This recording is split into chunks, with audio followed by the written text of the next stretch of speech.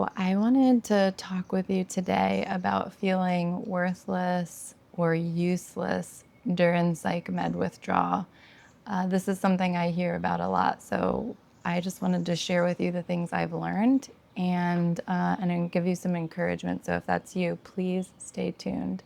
I'm Joanna. I went through a pretty horrible psych med withdrawal, getting off of multiple psychiatric medications.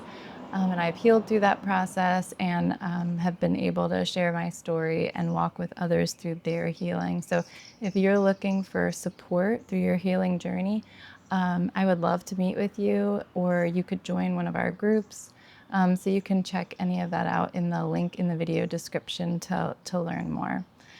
So, yeah, I just wanted to share with you today about just what it's like feeling useless and worthless. Those kinds of feelings are very common in depression, also kind of mixed in with anxiety during psych med withdrawal. And when you're having an acute experience of withdrawal, depression and anxiety can be just so enormous and even greater than you ever experienced when you initially decided to get on a medication. And so it will take something like feelings of worthlessness and can make them feel so much more enormous than even just regular depression. And it can also get you in a tailspin with anxiety as well.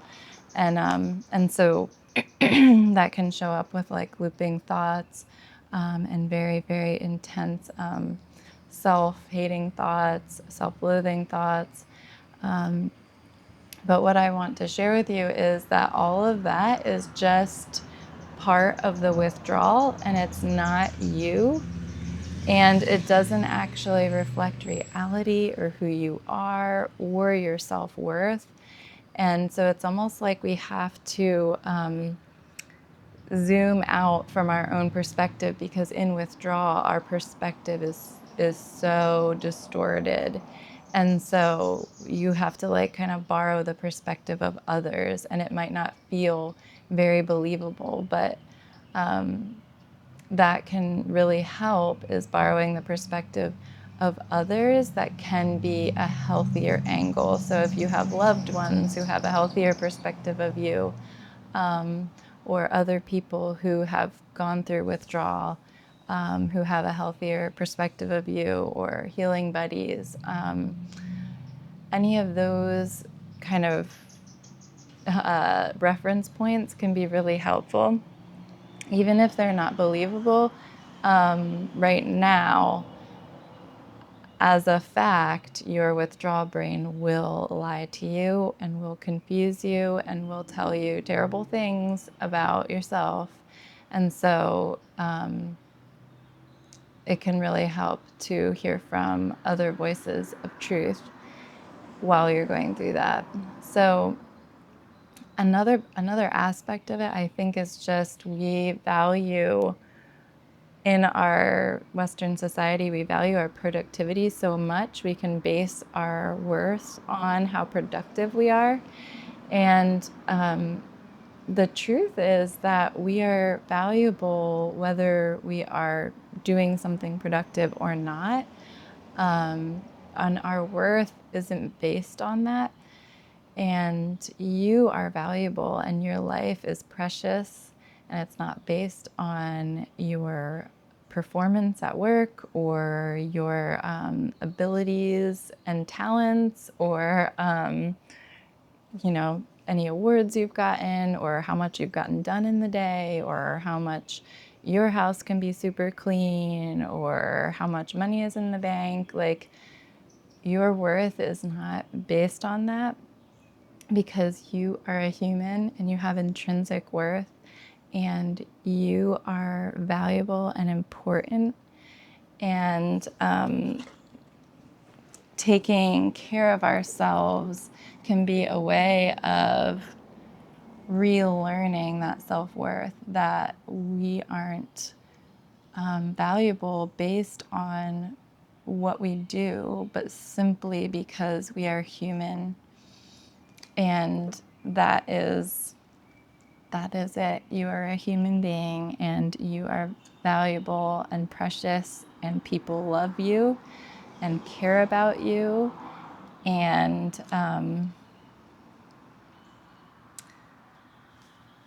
yeah, it's not based on some grand, impressive thing that you've done that you have worth. And so your withdrawal brain may tell you, like, oh, you're not working the way you used to work, so you're kind of useless.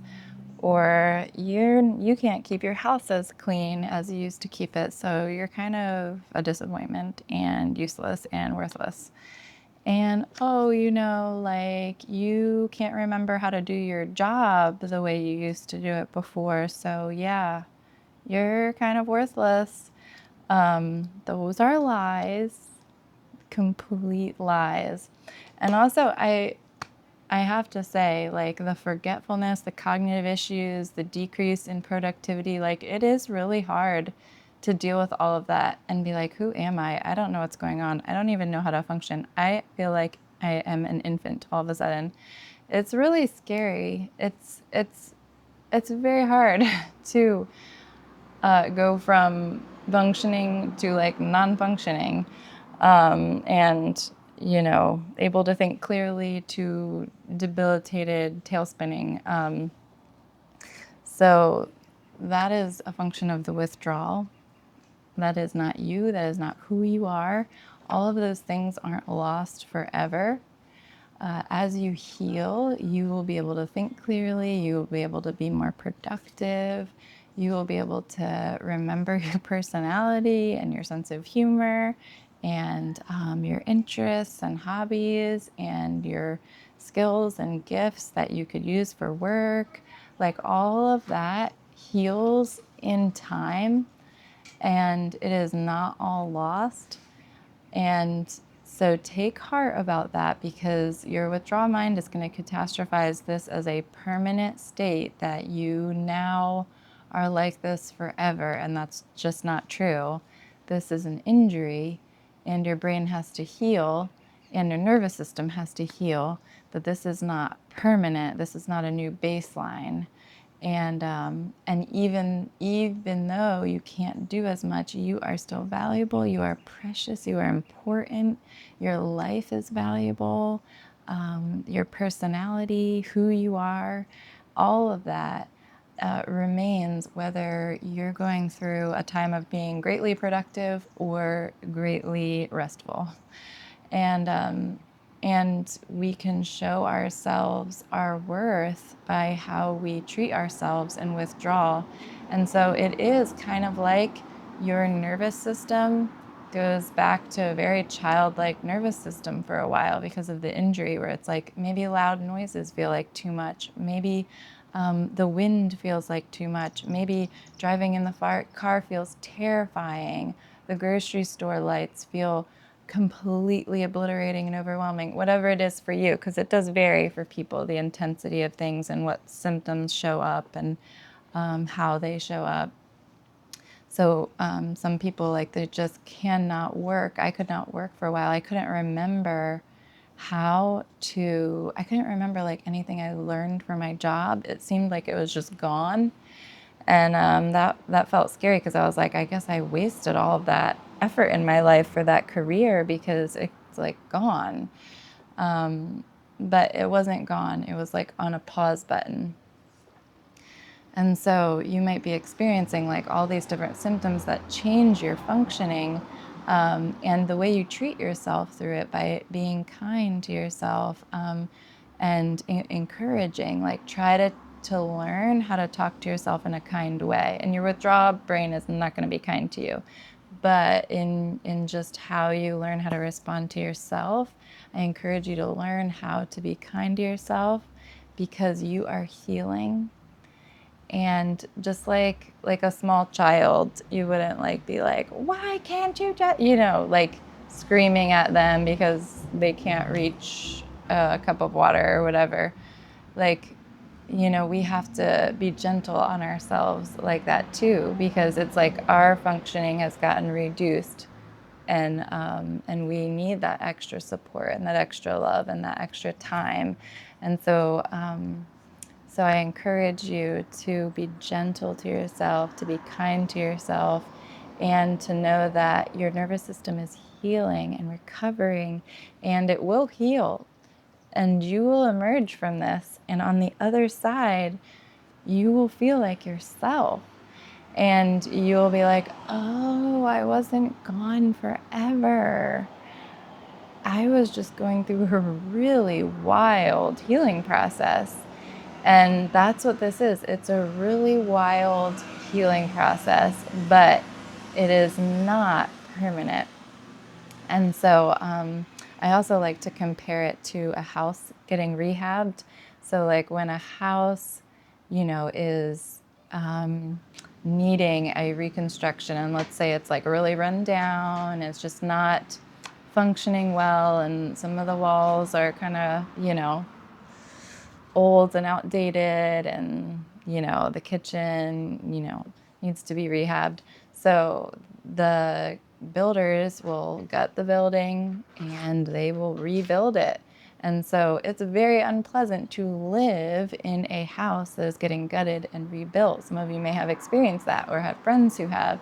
Like, there's dust flying, it's messy, it's kind of gross, and then suddenly this bathroom's not working because that one's getting rebuilt. Or the kitchen, we can't even make spaghetti anymore. Like, forget even boiling a pot of water because the kitchen's getting reconstructed and we just have a hot pad to cook on in the living room. So this is what we have to deal with, and it feels insane, Like, it's very unpleasant to live in a house while it's getting that reconstruction, but when it's done, it's beautiful. That kitchen is gorgeous, and that bathroom is so nice, and that new tub is so good and can fit you. So all that to say, you're getting a remodel and a reconstruction, and right now it is very unpleasant to live in your brain, but it's going to be beautiful. And you are going to come through this, and the loud noises and the banging and hammering and the cranking and digging stuff out and all the hubbub of the reconstruction is going to settle down. All of those symptoms and all of that reactivity and intensity will settle down, and will be calm and clear, and you will be able to live normal and feel normal again. And so I just want to encourage you to hold on to hope and to know that you are not worthless. You are coming through a marvelous transformation that just feels horrible when you're in it. So take heart, friends. And if you'd like to talk with me, just check out the link in the video description. I would love to meet with you, and just know that I am cheering you on and you are healing.